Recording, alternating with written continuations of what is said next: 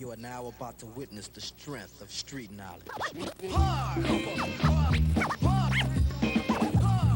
Let's discover hardcover month, but listen up so you can know what's up in the hood.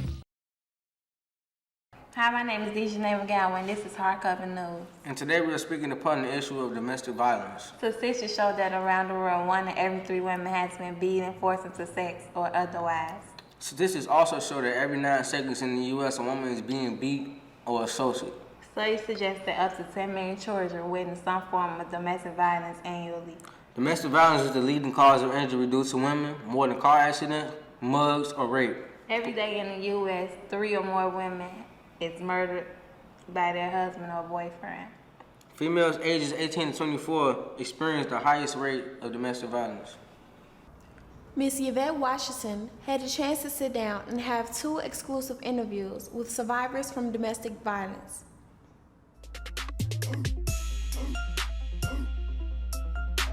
Hi, I would like to ask you some questions on domestic violence. Is that okay? Yeah, that'll be fine. Okay. Have you experienced domestic violence? Yes, I have. Well, can I know how? Like, when? It started with my ex-husband. We were both in the military, and he used to drink a lot. And when he would come home from work, he would just take it out on me if he had a bad day at work, and it just escalated from that point. Okay, what do you think causes battering? I think what causes battering could be a variety of reasons. Sometimes it's stress. Sometimes people have a lot of stress on their jobs and they can't deal with it. Sometimes they have psychological problems that stem from their childhood. My ex-husband came from a family of 16, and he really joined the Army because he was tired of sleeping in the bed with his other brothers. And so it caused him to have a lot of emotional problems, and I think that contributed to battering. Okay. Do you think alcohol affects battering? Like, yes, I do, because it gives a person a crutch to do the battering. As long as they're sober, they may not have enough courage to do it, but once they get those drinks inside of them, then they feel, okay, I'm bold, I'm brazen, I'm able to, lash out where I wouldn't do it if I was sober. So yes, I do think that alcohol contributes to battering. Do you think domestic violence is a major problem in our society? Yes, I do, because right now in our society, people are under a lot of stress. Many of these jobs are not stable. Sometimes people cannot provide for their families, so many times they just, take it out on the people in the house, not just their significant other, but also they take it out on the children as well. So it does contribute. If someone I know is getting battered, how do I get help? I would start with confiding in someone that you can trust. It may be a relative, it may be a friend. If you're being battered and you're at school, I would say go to a mentor or a counselor, and they can provide the necessary help for you to get you into a safe place. How do you feel about domestic violence? Well, I think it's a big issue that we have not really come to grips with in our society, and we need more people to provide shelters for people that are battered so they can get out of those type of situations, because sometimes you wait too late and then you're killed, and then it's over with. And then if you have children, they suffer because they wind up going either into foster care or maybe a relative, and that has a major impact on their lives. Who do you think often commits the most domestic violence? Well, in my case, I would say from a woman's perspective, men, but I have noticed in recent years that a lot of women have been involved in domestic violence. They have been the perpetrators and started domestic violence. So I think it's still mostly predominantly males, but women have increased in that area. Okay, that's all the questions I have for you today. Thank you. Oh, thank you for this interview. Great.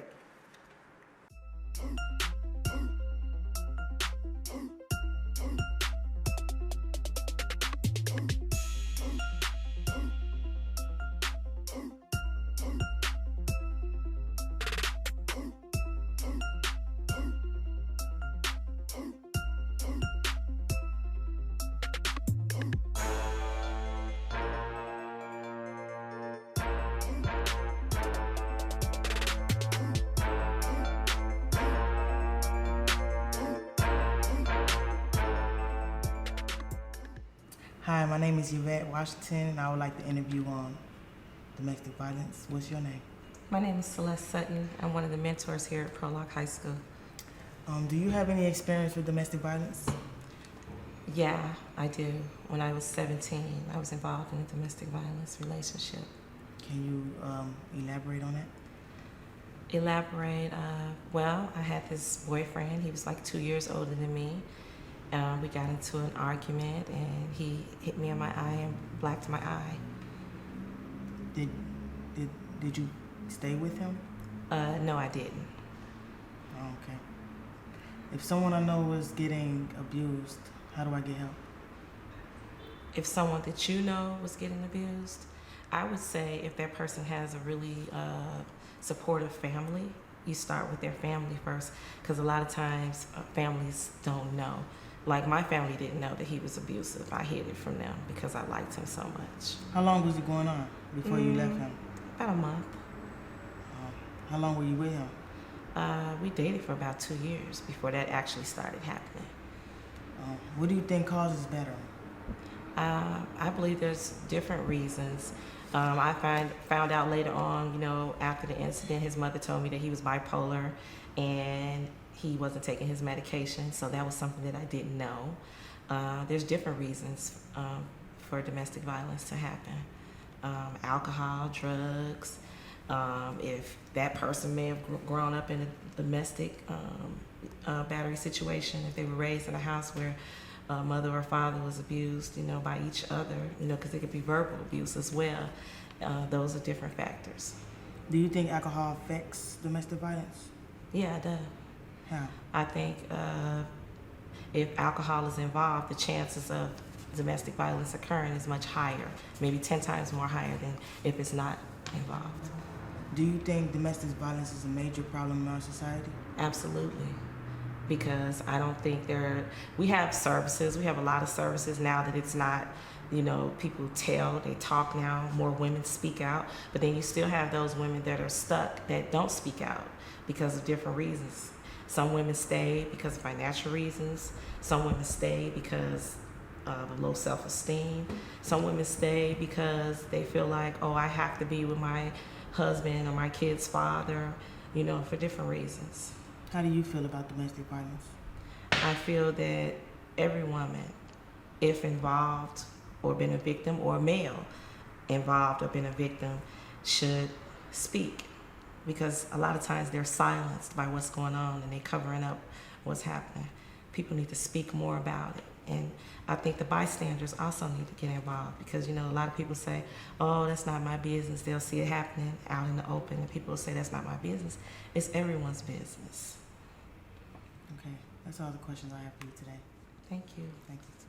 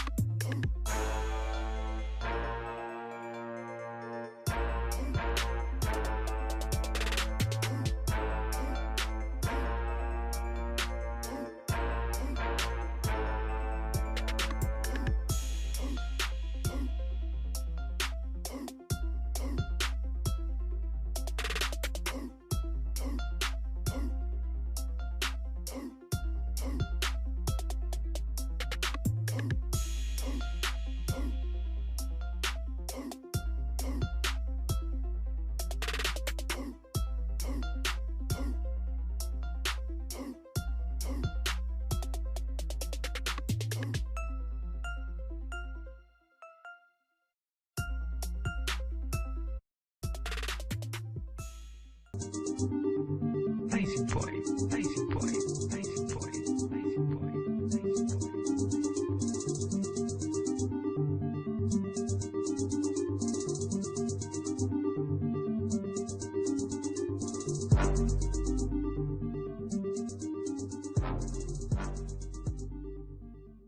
Hello, welcome to Hard Cover News. My name is Dave. And I'm Rachel. Today we're going to discuss the escalating murder rate in Chicago. This past September, we have passed the 400 mark of murders in Chicago. This is a 25% increase from last year. 400 murders is already more than the total numbers for the entire last year, and the numbers are still growing. Chicago is known as the second city, but unfortunately, as far as murders, we have even passed New York City, which is 3 times bigger in size than Chicago. To find out more about what we can do to prevent and reduce the violence, we talked to a few people on the west side of Chicago. New York City. What is your opinion about the murder rate? Murder rate needs to be not just taking a look at, but we need more involvement from the faith leaders, community support, and more of our family members, such as our parents, to take control of these kids out here to make them accountable for their actions. The reason the increase of killing, one, lack of jobs and lack of social services, because most of our young children don't know how to behave and conduct themselves, so they just being seen doing what everybody else tells them to do. Take what's yours instead of being showed how to do things the right way. I know a lot of communities are doing a lot already. I know they're doing, peace walks, they're getting together. I think one of the main things we can do is actually talk about it, which is something you guys are doing, working together and trying to find solutions. I think education is really important. I think the more everyone is educated, the more we will have more jobs open to us and we can move forward from there. But I think starting a communication like you guys are doing is one of the best starts we can make to trying to fix this problem. The city of Chicago has took a turn for the worse. Actually, myself, I had 4 good friends to pass this year, and we need to get our unity back. We, need to put down these guns. These kids need to go to school, get an education, because it's hard out here now. What can reduce the murder rate? If we had more people involved. If we can get more people involved, like the parents that's on the blocks and just not letting these guys do whatever they want to do on the blocks, it can shape up little by little, you know what I'm saying? It take a whole village to raise one child. So if everybody can come together, like the ceasefire thing that they're doing, I like what those people are doing with the ceasefire, but we need more, and more police protection and not brutality, because we do have that.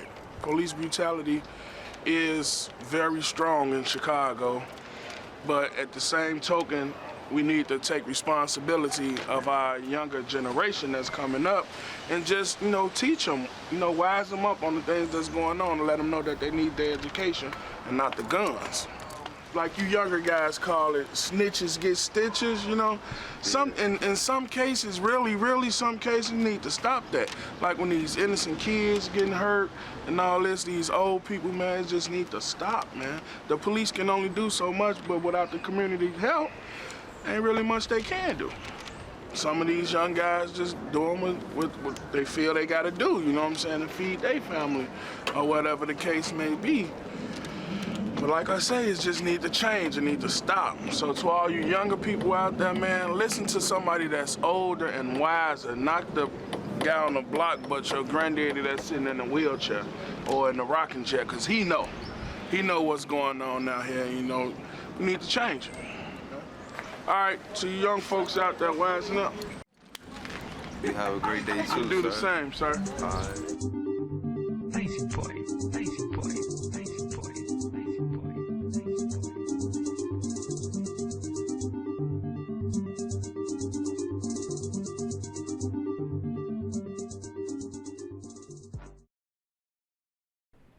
On this early morning, we are here from TMCH Center. This is Sheon reporting from TMCH's Daily News. Today's headline covers a 17-year-old Northside High School student, Emmanuel Gallegos, who was shot and killed on the 4400 block of West Addison, Monday, February 26. A scholar student, his family and friends have been shocked and devastated after Gallegos lost his life in a minor act of violence on Monday night. I think any sort of shooting is unnecessary, but it's always more tragic when it's someone's child, it's someone young who still has a life. Gallegos was headed to a friend's house to get his haircut when Luis Castijon, 17, approached him and accused the innocent guy of being a gang member. Certainly the safety of the students during the school day is of paramount importance. It's like the most important thing. And so from that perspective, I can see, I've definitely had students of two rival gangs in the same classroom together, and I didn't even know that was the case until they're fighting with each other. On the other hand, if you remove people who are in gangs from school, further removing them from kind of the mainstream society, they have nowhere else to go but deeper into kind of the sort of illegal market of gang. Having denied the accusation, the shooter proceeds to end his life. This concludes this edition of TMC Morning News. This is Shion. Thanks for watching.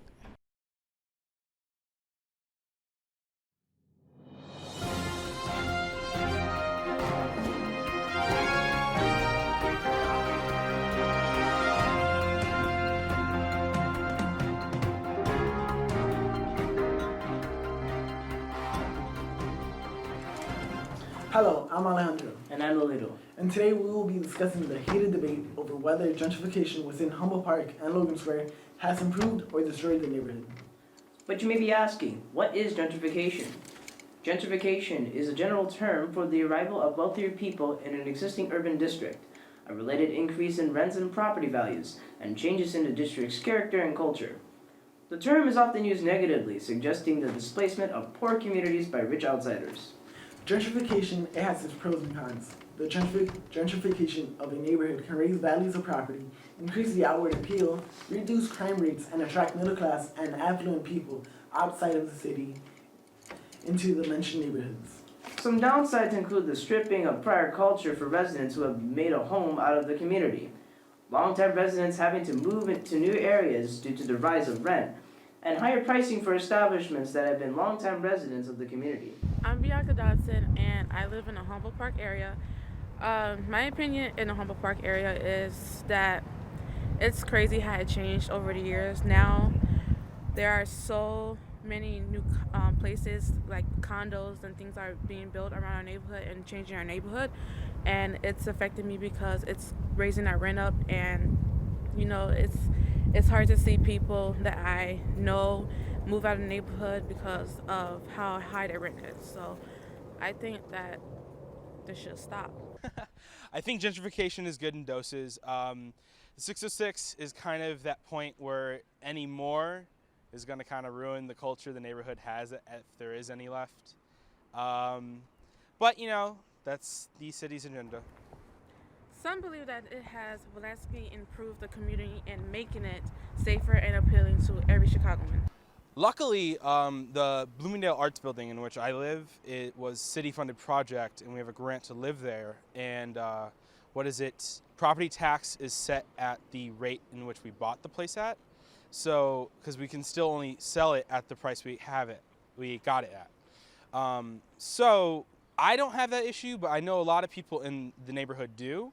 And I know this year the property tax was raised significantly, and a lot of people had to move out this year. Another community that has suffered the same effects of gentrification is Humboldt Park's neighboring residency of Logan Square.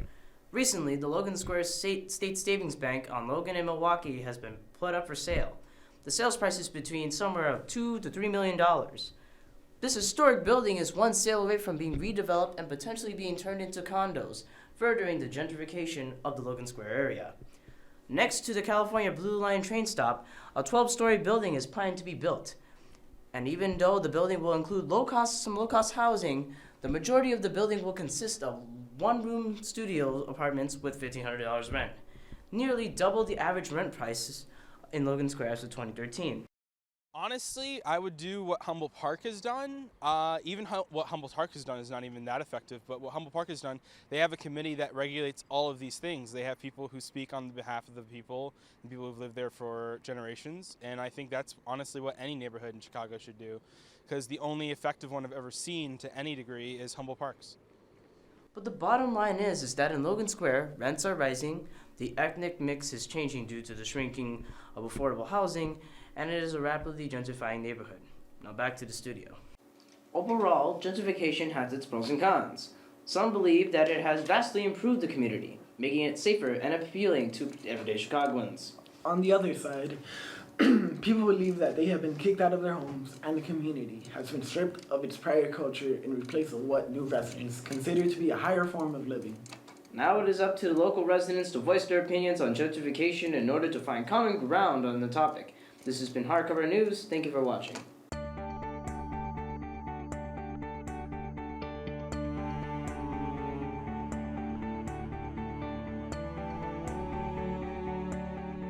This is Hardcover News.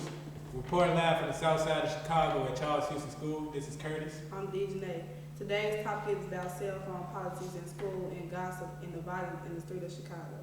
Today's guests, we have two upcoming rappers, Daryl and Reggie. We gonna do this little rap thing, man. You know, a couple bars about some things that go on in the street, you feel me? It's like, it's a lot of hard times being this is the recession. And for you broke goofies, listen up, this is your lesson.